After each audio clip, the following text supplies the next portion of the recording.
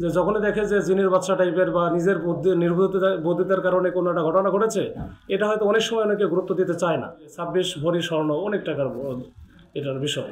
বিভিন্ন group troop, তারপরে এই যে বিভিন্ন আইডি, ফেক আইডি বানানো, এবং সেখানে বিভিন্ন চরকদার কিছু নাম টাম দেওয়া, এগুলো হচ্ছে খুবই এক্সপার্ট তারা। আয়ুর ওপরে ডিপেন্ড করে অনেকটা। আবার 2 নম্বর হচ্ছে এটার হয়তোবা গুরুত্ব অনেক সময় যদি কম দিয়ে থাকে তাহলে সেক্ষেত্রে ঝামেলা হয়। আর 2 নম্বর হচ্ছে আপনারা জানেন যে 2024 সালে আমাদের কিন্তু এটা 5 আগস্ট বা জুলাই থেকে শুরু করে মোটামুটি এর পরে কিন্তু আমাদের মোটামুটি সেপ্টেম্বর অক্টোবর পর্যন্ত আমরা ওই রকম প্রযুক্তিগত যে সাপোর্ট ওইটা কিন্তু পাই নাই। যে যখনই দেখে যে জিনের বাচ্চা টাইপের বা নিজের বুদ্ধিতার কারণে কোনো একটা ঘটনা ঘটেছে, এটা হয়তো অনেক সময় অনেকে গুরুত্ব দিতে চায় না, কিন্তু এটা আসলে সবাই গুরুত্ব দেওয়া উচিত। তখন এরকম ঘটনা তো ঘটলে ওই যে ফ্যামিলির ঘটতেছে, বা এই যে 26 ভরি স্বর্ণ অনেক টাকার এটার বিষয়। আবার এখানে টাকা পয়সা অনেক বিষয় থাকে, মান সম্মানের বিষয় থাকে।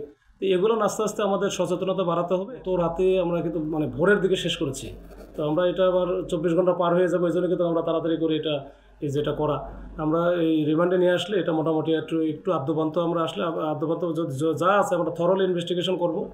আর কোনো যদি আপডেট থাকে এর মধ্যে জুয়েলারি কিছু বিষয় আছে, এগুলো পরে বলতেছি, এটা আমরা হয়তো আর একটু আপডেট থাকলে আপনাদের দিব ইনশাল্লাহ। ক্লু সব বলা ঠিক হবে না, এটা তো আসলে অনেক, এটা তো এই যে আমি একটা কথা বলেছিলাম, যেটা হচ্ছে যে এসে পরিমাণে পাঠালো, এই পাঠানোর ওই ক্ষেত্রেও কিন্তু দেখবেন যে প্রয়োগ এবং প্রাপ্য যার কাছে পাঠাচ্ছে ওইখানে কিন্তু কোনো নামও দেয় না, কিচ্ছু দেয় না, জাস্ট ওনার নামই মোবাইল নাম্বারটা বসায় দিচ্ছে কী কারণে, আমরা তো ওই যে এসে পরিমাণে যখন রিসিভ করতে যাবে তখন তো ওটিপি চাই, যে আপনার কাছে একটা ওটিপি গেল ওটা বলেন, যদি বলতে পারলে তখন তো বলে যে তার কাছে মোবাইলটা আছে, সে ওই মেসেঞ্জারে কিন্তু যোগাযোগ করতেছে, যখন ওটিপি চাচ্ছে তখন কিন্তু ওইখানে বলে দেয়, ওই যে পাঠালো আফরোজা হোসেন, ওনার কাছে কিন্তু মেসেঞ্জার থেকে সে নিয়ে নিছে যে ওটিপি হচ্ছে 2345 বা এরকম।